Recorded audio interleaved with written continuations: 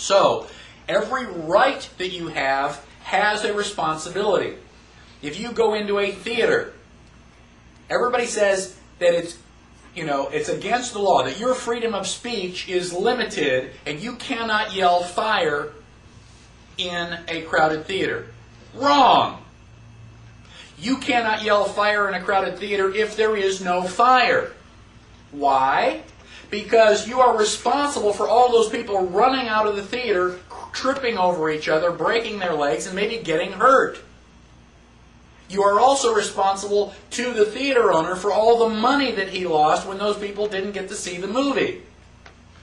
And you are responsible to each of those people for the money that they paid to see the movie, and you interrupted it, by exercising your freedom of speech. Now, if you are in the theater and all of a sudden you look under the seats and you see a fire, are you violating, anybody's rights by going, fire? No, you could be a hero. You can actually get everybody out of the theater and save everybody's life. So yelling fire in a theater is not a limitation on your First Amendment rights of freedom of speech. What is a limit is your responsibility not to hurt anybody physically with what you say. Now, if I say, gosh, you're really ugly, did I hurt your feelings? Perhaps. Have I, extended or overextended my right to freedom of speech? No. I have a freedom of speech to say anything I want, even if you don't like it.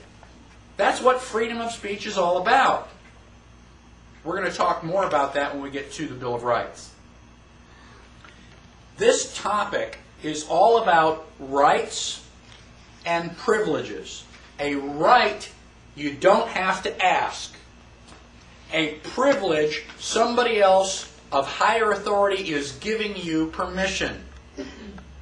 And you have to understand what are rights and what are privileges. Rights derive from property. Do you have a right to walk into a restaurant and say, I'm hungry, feed me, for free? Do you have a right to eat? No. You have a right to eat if it's your food. If it's your property, you can put it anywhere you want, even down your throat. But you do not have a right to anyone else's property. That is a contradiction in terms.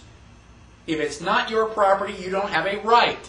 So you cannot go into a restaurant and say, feed me for free, because the food is not your property. It belongs to somebody else.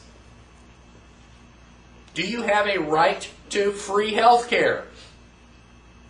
No. Where does your health care come from? Are you going to walk into a doctor's office and say, cure me for free? No, somebody's got to pay that doctor. You want somebody walking into your office and saying, okay, I want you to provide service to me for free? You wouldn't do it. So why would you go into somebody else's office and demand service for free? You say, well, I'm not demanding service. The doctor's getting paid. By who? Well, the government or the insurance company pays the money. Really? Where does the government and the insurance company get their money? From somebody else. So do you have a right to somebody else's property? No, not even if the government is giving it to you. So you do not have a right to health care. You do not have a right to your children's education. You do not have a right to anybody else's property. You only have a right to your property. If you worked for it, you built it, you acquired it, this is mine. I worked for it. It is not yours. And that's where rights draw the line, from property. Anytime you have a question about rights, ask yourself who owns the property. Does anybody have any questions on property, rights, or privileges? So when are you going to have your allodial title class? How close are you to having that thing ready? Not very close. I'm doing research. I do have books that tell me how to do that. And I have several people who want that particular class. Yes, and we are one of those people when you get there. Okay.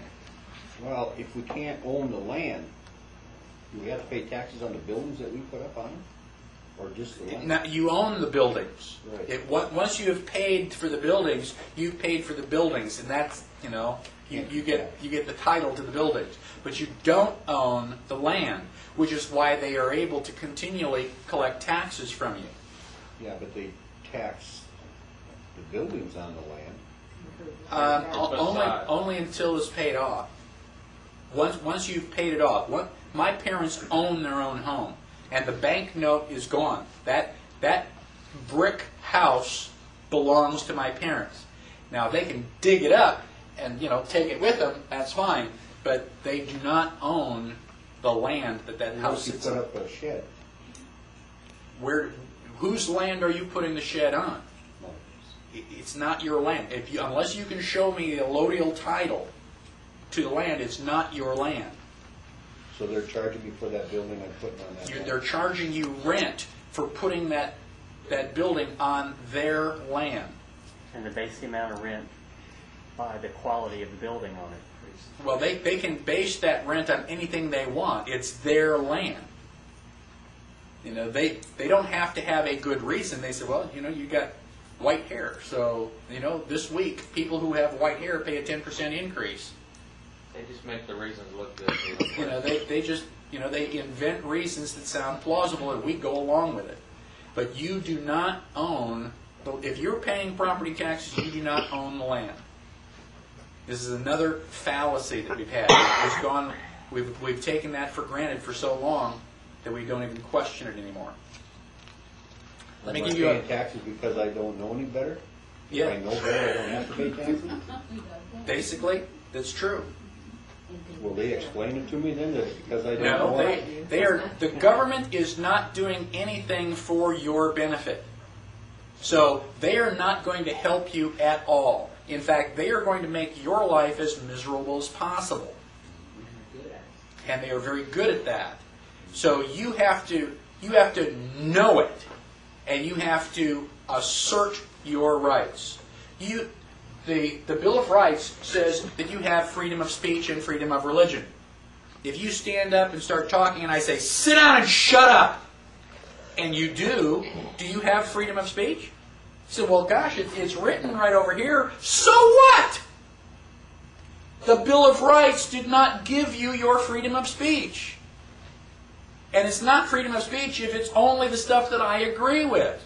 If you and I agree, well, then you don't need freedom of speech because we're cheering for the same baseball team. It's when you get up and say something that I don't particularly like, and I try to shut you up, that you go, no, I'm not going to sit down. I am going to stand here, and I am going to say what I think. I have freedom of speech, and I'm willing to fight for it. Thomas Jefferson said that you only have the rights that you are willing to fight and die for. So you have to know your rights and you have to assert them. And again, once we get to the Bill of Rights, I'll give you a little anecdote that shows that.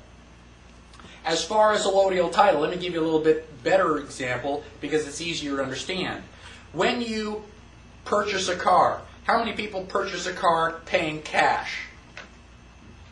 That's good. If you can pay cash for a car, that's great. Did you also get the manufacturer's statement of origin? Well, then you basically wasted some of your money. Every automobile that comes off the assembly line has a piece of paper associated with it, a birth certificate for that particular car.